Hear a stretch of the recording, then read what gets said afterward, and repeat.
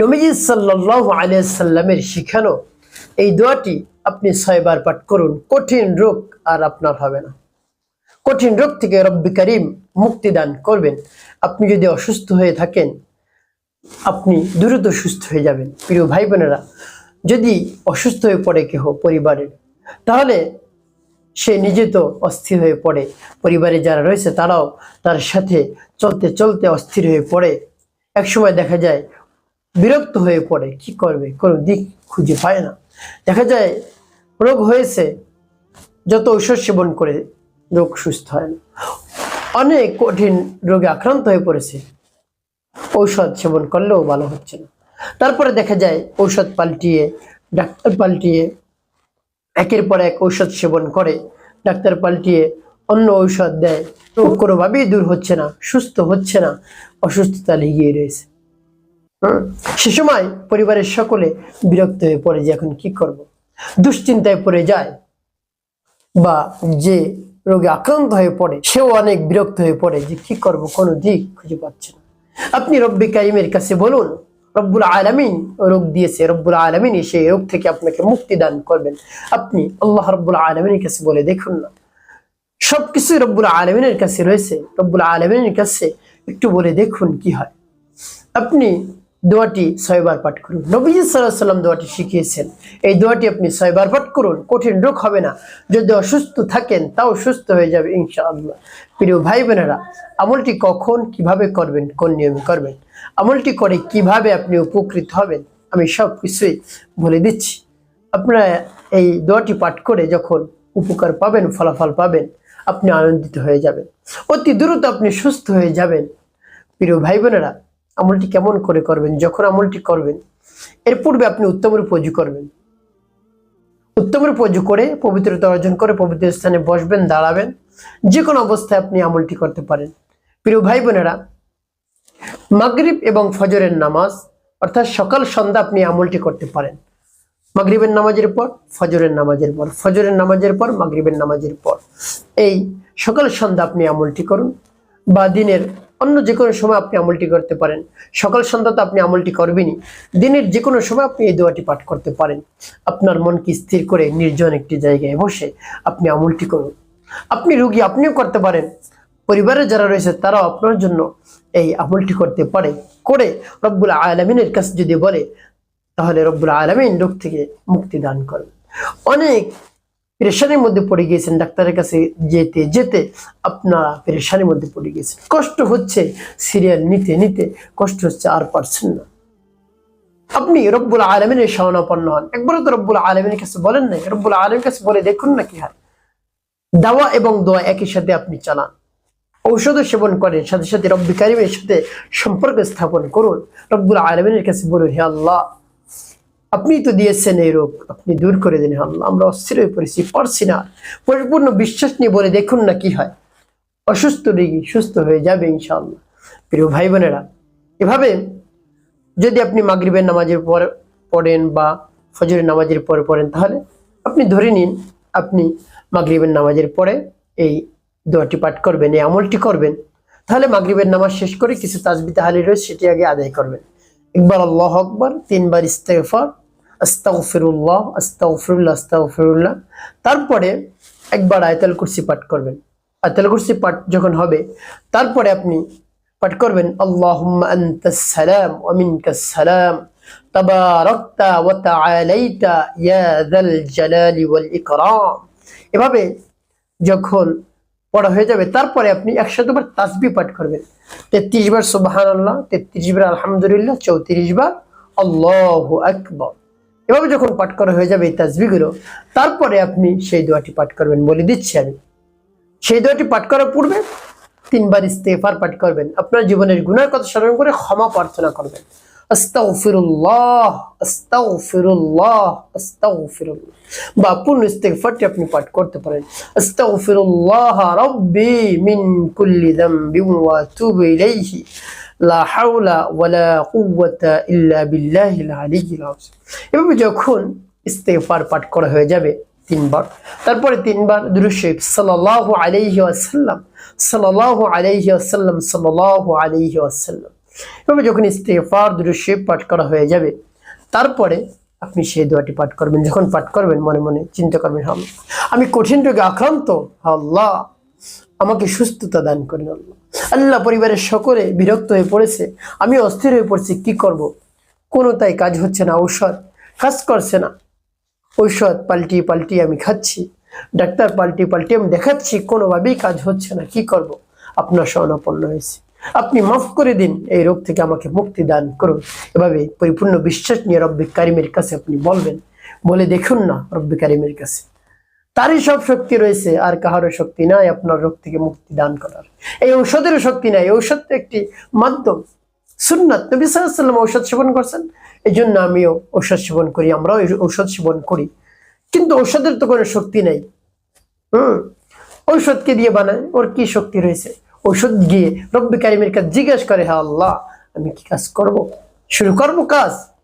তখন রব্বে কারিম যখন অনুমতি দেয় তখন শুরু হয়, নাহলে ঔষধে কাজ হবে না কেন? এই জন্য রব্বে কারিম আপনার সকল সমস্যার সমাধান করে দিতে পারেন। এই যে রব্বে কারিমের কাছে আপনি বলুন, প্রাণ খুলে মন খুলে প্রাণ ভরে আপনি বলুন, দেখবেন সব সমস্যার সমাধান হয়ে গিয়েছে ইনশাআল্লাহ। যত কঠিন সব সহজ হয়ে যাবে। প্রিয় ভাই বোনেরা, সেই দোয়াটি আমি আপনাদেরকে বলে দিচ্ছি, একেবারে আপনারা আমার সাথে শুনে শুনে উচ্চারণ করুন, অন্যথায় আপনি মুখস্থ করে ফেলুন, তাহলে ভালো হবে। প্রিয় ভাই বোনেরা, আমি বলে দিচ্ছি আপনাদেরকে সেই দোয়াটি পাঠ করে কি করবেন পরবর্তীতে বলে দেব, আগে দোয়াটি পাঠ করে নিই। যেমন বিসমিল্লাহির রহমানির রহিম, আল্লাহুম্মা আফিনি ফি বাদানি, আল্লাহুম্মা আফিনি ফি সামঈ, আল্লাহুম্মা আফিনি ফি বসরি, লা ইলাহা ইল্লা আনত। এভাবে যখন পাঠ করা হয়ে যাবে একটি ফু, তারপর আপনি আবারও পাঠ করবেন বিসমিল্লাহির রহমানির রহিম, আল্লাহুম্মা আফিনি ফি বাদানি, আল্লাহুম্মা আফিনি ফি সামঈ, আল্লাহুম্মা আফিনি ফি বসরি, লা ইলাহা ইল্লা আনত। পাঠ করে সবাই প্রিয় ভাই বোনেরা, তারপরে মনে দরদ নিয়ে আবার পাঠ করবেন বিসমিল্লাহির রহমানির রহিম, আল্লাহুম্মা আফিনি ফি বাদানি, আল্লাহুম্মা আফিনি ফি সামঈ, আল্লাহুম্মা আফিনি ফি বসরি, লা ইলাহা ইল্লা আনত। পাঠ করে যখন শেষ হবে একটু ফু দেবেন। কেউ ভাই বোনেরা কতবার পাঠ করবেন এভাবে? 6 বার, সকালে 3 বার, বিকেলে 3 বার, অর্থাৎ সন্ধ্যায় 3 বার, সকাল সন্ধ্যা 3 বার 3 বার করে পাঠ করবেন। অন্য যে কোনো সময় আপনি পাঠ করতে পারেন, দাঁড়ানো অবস্থায়, বসা অবস্থায়, কোনো সমস্যা না, আপনি যে কোনো সময় পড়তে পারেন, কোনো সমস্যা না। তবে এই 2 সময় আপনি পড়বেন, বাদ দিবেন না। প্রিয় ভাই বোনেরা, যখন 6 বার পাঠ করা হয়ে যাবে, তারপরে নবী সাল্লাল্লাহু আলাইহি ওয়াসাল্লাম মুহাব্বত নিয়ে তারপর আপনি 6 বার পাঠ করবেন, ইয়া শাফিআল আমরাজ, ইয়া শাফিআল আমরাজ, ইয়া শাফিআল আমরাজ। আপনি গুনে গুনে 6 বার পাঠ করবেন। 6 বার যখন পাঠ করা হয়ে যাবে, তারপরে নবী সাল্লাল্লাহু আলাইহি ওয়াসাল্লাম মুহাব্বত নিয়ে, ভালোবাসা নিয়ে 5 বার দুরূদ ইব্রাহিম পাঠ করবেন, কম পাঠ করবেন না। আল্লাহুম্মা সাল্লি আলা মুহাম্মাদ ওয়া আলা আলি মুহাম্মাদ কামা সাল্লাইতা আলা ইব্রাহিম ওয়া আলা আলি ইব্রাহিম ইন্নাকা হামিদুম মাজিদ।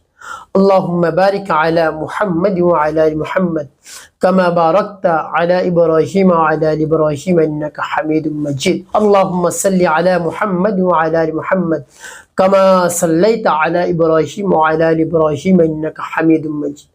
اللهم بارك على محمد وعلى آل محمد كما باركت على إبراهيم وعلى آل إبراهيم إنك حميد مجيد اللهم صل على محمد وعلى آل محمد كما صليت على إبراهيم وعلى آل إبراهيم إنك حميد مجيد اللهم بارك على محمد وعلى آل محمد كما باركت على إبراهيم وعلى آل إبراهيم إنك حميد مجيد اللهم صل على محمد وعلى آل محمد كما صليت على إبراهيم وعلى آل إبراهيم إنك حميد مجيد اللهم بارك على محمد وعلى آل محمد كما باركت على إبراهيم وعلى آل إبراهيم إنك حميد مجيد اللهم صل على محمد وعلى آل محمد كما صليت على إبراهيم وعلى آل إبراهيم إنك حميد مجيد اللهم بارك على محمد وعلى آل محمد كما باركت على إبراهيم وعلى آل إبراهيم إنك حميد مجيد اللهم صل على محمد وعلى آل محمد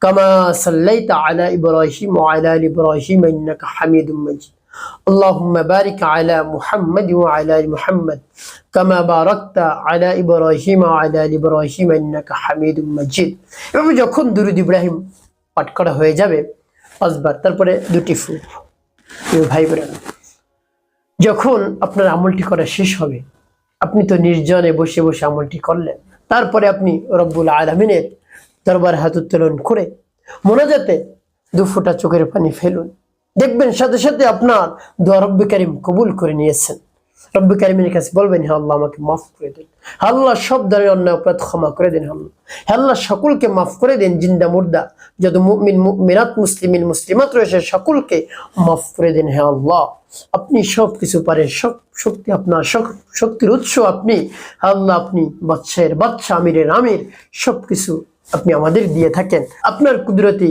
হাতের কবজায় আমাদের জান নিহিত রয়েছে আল্লাহ আল্লাহ আপনি যা চান তাই পারেন আল্লাহ আল্লাহ আমি রোগে আক্রান্ত হয়ে পড়েছি কঠিন রোগে আক্রান্ত হয়ে পড়েছি রোগ দূর হচ্ছে না রোগ থেকে আপনি সুস্থতা দান করেন হে আল্লাহ ঔষধের কোনো শক্তি নেই হে আল্লাহ আপনি সুস্থ করে দিন আল্লাহ আল্লাহ ঔষধ তো সেবন করতেছি আল্লাহ ভালো হচ্ছে না ডাক্তার দেখাচ্ছি ওষুধ সেবন করছি ভালো হচ্ছে না আল্লাহ আপনি আমার শারীরিক সুস্থতা দান করে দিন আল্লাহ আল্লাহ আপনার শরণাপন্ন হয়েছি হে আল্লাহ আপনি ছাড়া আর কেউ পারবে না এই অসুস্থতা থেকে সুস্থতা দিতে হয় আল্লাহ আপনার সব ধরনের শক্তি রয়েছে আপনি মাফ করে দিন আপনি আমাকে সুস্থতা দান করে দিন হে আল্লাহ এভাবে রব্বি কারীমের কাছে পরিপূর্ণ বিশ্বাস নিয়ে আস্থা নিয়ে বলবেন দেখবেন রব্বুল আলামিন আপনার দোয়া দরখাস্ত কবুল করে নিয়েছে প্রিয় ভাই বোনেরা পাঁচ ওয়াক্ত নামাজ আপনি আদায় করবেন সেই সংকল্প করেন যদি আগে নাও পড়ে থাকেন আজকে থেকে আপনি পাঁচ ওয়াক্ত নামাজ আদায় করবেন মিথ্যে কথা বলবেন না মানুষের খেদমতে কাজ করবেন তাহলে আপনার জীবন হবে সুখময় এবং শান্তিপূর্ণ ইনশাআল্লাহ